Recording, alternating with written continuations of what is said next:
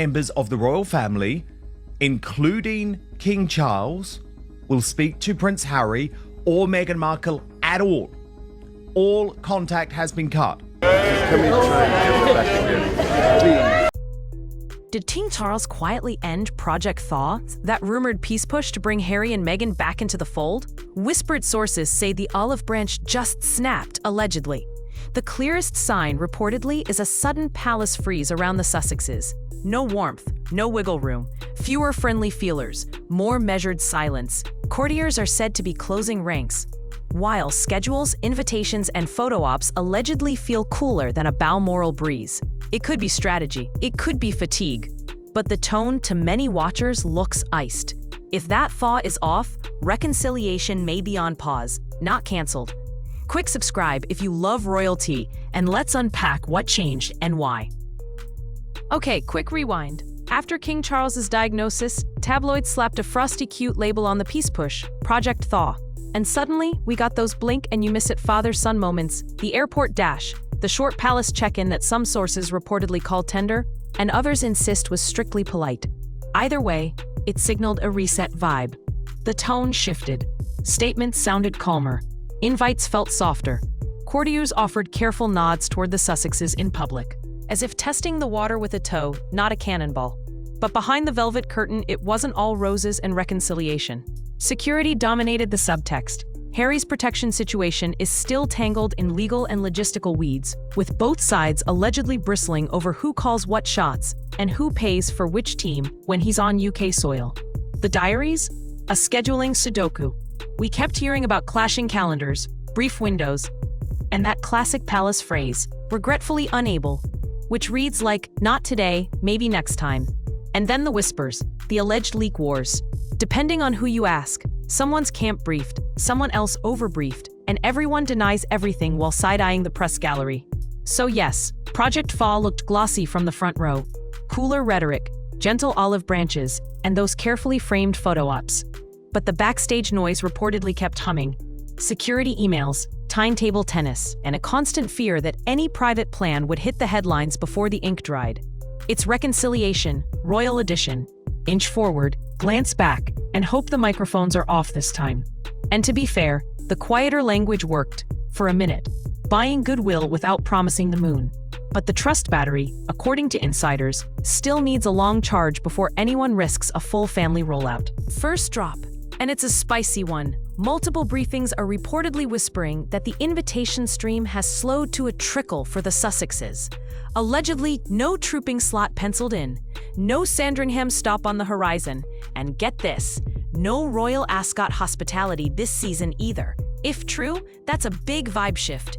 The calendar is the message, and the message would be distance. Now add in what insiders say is a practical squeeze. Allegedly, some finance lines connected to joint activities have been closed or paused, the kind of dry admin that quietly closes doors before anyone sends an email. Nothing dramatic on paper, just reportedly fewer codes to book things against, fewer hands processing requests. And the switchboard gossip? Staff are said to be rerouting Sussex-related inquiries straight to their own team only, so callers don't bounce around the palace maze. On the surface, that can be framed as tidy and efficient. But read the room. Reportedly, it means fewer casual corridors, fewer soft introductions, fewer chances for a warm patch-up. It's the slow-burn version of a boundary. No raised voices, just cooler air. To be fair, schedules change, hospitality lists flex, and admin rules get tightened every summer. So treat this as developing, not definitive. Still, when trooping, Sandringham and Ascot all appear off the table at once. The optics do their own talking. If you're the Sussex team, you can spin that as independence and focus. If you're the palace camp, you can call it clarity. Either way, reportedly, the quiet doors are doing the loudest work right now. Tell me this doesn't look like a pattern, because the beats keep landing the same way. Patronage is quietly reassigned, Frogmore reportedly reclaimed, balcony access withheld at key moments, and any communication routed strictly through offices. All of it tidy, all of it documented, none of it warm. This is the choreography of institutional distance, the velvet no wrapped in procedure.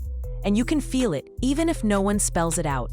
Patronages are the lifeblood of royal relevance, so when those are redistributed, it signals who is in the room and who's adjacent to the room. Housing is even louder, because a home base on royal land is presence, and reclaiming it, however the paperwork reads, telegraphs a schist. The balcony is pure symbolism, a short frame that says, these are the faces. So being off it, even once, carries weight, and reportedly, those decisions are locked months out, which means this isn't a day of win. And then there's the comms firewall, where everything runs through the palace grid. No casual calls, no cozy texts, just memos and diaries, which protects the institution, but also freezes the temperature. Could it all be admin housekeeping after a turbulent stretch? Sure. But the sequence and consistency suggest intent, a consolidation around the core, with everyone else placed at a polite distance. Press lines talk unity. Yet logistics keep whispering, not now.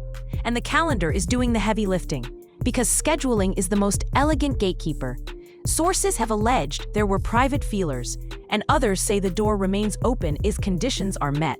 But even those reports, if accurate, fit the same vibe. Invitations framed as availability, appearances framed as capacity, and any overlap framed as coincidence. Read the breadcrumbs, reassigned roles, a reclaimed cottage. A missing balcony moment, strictly routed comms, and they line up too neatly to ignore. If it isn't a pattern, it is the most patterned coincidence imaginable. Here's the whiplash moment, because just when everyone swears the story was sealed, friends reportedly quote Charles saying, door ajar, like he literally used those words, and that tiny phrase changes the vibe. If a door was ajar, was it carelessness, a quick step out, or a signal that something odd happened? And why did others insist it was locked tight? Because both can't be true, right? Then there are the birthday ripples, these small, stubborn details that keep surfacing. Like a call that allegedly pinged on a cousin's birthday, a short voicemail with nothing but air and a faint shuffle, or a HBD text that supposedly came from his number when no one was expecting it. And that keeps hope flickering, because if the line still lights up, maybe he's out there, maybe not gone, just quiet. And the hospital mentions only turn the volume up, with nurses reportedly recalling a man who matched him. Or a registrar saying his name rang a bell on a chaotic night. Or a visitor sheet where someone thought they saw C, and maybe it was him. Or maybe it was noise in a loud room. Because hospitals are messy, memories are messy, and names blur. Still, those tiny beats do what rumors always do. They push the timeline forward. They refuse to let it end where it's supposed to end, and they tug at everyone close, because if the door was ajar, if the birthday calls happened, if the hospital murmurs weren't just mix-ups, then there's a path to follow. But if any of that was misheard, misseen, or misremembered, then we're clutching smoke. That's the contradiction, and it's brutal, because hope feels like a clue until it doesn't, and every reportedly keeps the light on just long enough to keep you awake. Here's where it oiled over. The trigger reportedly was a heated security row that flared right after those court setbacks. And then came the kicker, a leaked itinerary that insiders allegedly pinned on Sussex staff. Picture it, phones buzzing, voices tight, calendars melting, with protection teams saying protocols had to change on the fly, and budget lines were suddenly not matching the risk, all while lawyers were, reportedly, advising that options after the rulings were narrow and appetite for appeals was low. Sources say the itinerary leak, if real, exposed movement windows and venue handovers, which meant rerouting cars, staggering arrivals, and pulling backup drivers at the last minute. And that kind of scramble gets expensive fast. Cue the finger pointing. Some reportedly muttered about oversharing in internal chats or vendor emails. Others floated that a third-party supplier might have mislaid details, and the harshest whispers, alleged, suggested someone in the Sussex orbit was careless, though no one has offered proof. And it's just as plausible a tech glitch or loose lips down the chain did it. Still, the optics were rough.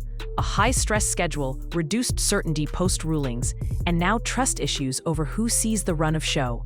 One camp, reportedly, wanted a clampdown with fewer people looped in and stricter need-to-know briefs, while another feared it would throttle already tight operations. Courtiers allegedly saw it as confirmation that boundaries must be sharper. Team Sussex supporters, reportedly, felt they were being scapegoated for systemic leaks. No one agreed, Everyone bristled. Requests for comment were met, reportedly, with either silence or a careful "we don't discuss security," which tells you how sensitive it got. And that's the flashpoint. After this, lines hardened. Every call was logged, fewer confidences were shared, and the vibe, allegedly, turned from tense to icy, with blame hanging in the air, but no one willing to catch it. So here's where the tea turns iced. After the dust-up, the calendar went cold shoulder, allegedly by design, with invites quietly rescinded, panels moved, and appearances reassessed, all to stop the drip-drip of headlines while they reportedly focus on treatment, because every pop-up sighting had turned into a Rorschach test online, and the brand hated that. Sources say the comms game plan was simple. Freeze the schedule, narrow the contact list. Funnel all statements through one voice, and let the noise starve out, which is why you're seeing fewer photos, fewer reposts, and honestly, fewer chances for anyone to freestyle the narrative. Partners were spooked, reportedly asking for stability indicators, so the team cut the variables, swapped them out of sizzle reels, parked joint campaigns, and rolled out the standard prioritizing health and privacy line. Not as shade, but as insurance against the kind of mixed messaging that had everyone arguing over what was real. Remember those contradictory whispers from friends versus team notes? That's done. They want one message, one cadence, zero surprises. The motive, if you believe the boardroom buzz, is brand protection, not punishment. Keep advertisers calm, keep the runway clear, keep the quarter clean, and stop waking up to unpredictable push alerts with their name on it. Think risk management more than exile, with a timeout clock rather than a ban. Internally, they've reportedly color-coded it as a stabilized phase, which translates to fewer calls, no casual drop-bys, and any re-entry scripted to within an inch of its life. Does it feel chilly? Absolutely. But from their lens, every unscheduled moment had become a volatility event. Pull the calendar, kill the chaos. And if the treatment timeline holds, they'll test a soft return when chatter cools and the brand feels steady enough to absorb a headline without wobbling. All right, if the freeze holds, eyes on Harry. Does he lawyer up and make it a courtroom thing, go loud with a glossy mea culpa tour, or slide back into private back channels, reportedly nudging allies off the record? His circle is said to be split. Sponsors are skittish. Invitations matter. Watch who still puts him on stage, who quietly rescinds, and who pretends nothing changed. Budgets tell truths. We'll clock line items, travel, security, and suddenly, consulting costs. Briefings leak when someone wants them to. We'll track those too, because the next move decides everything, and the quiet calendar shifts usually shout the loudest.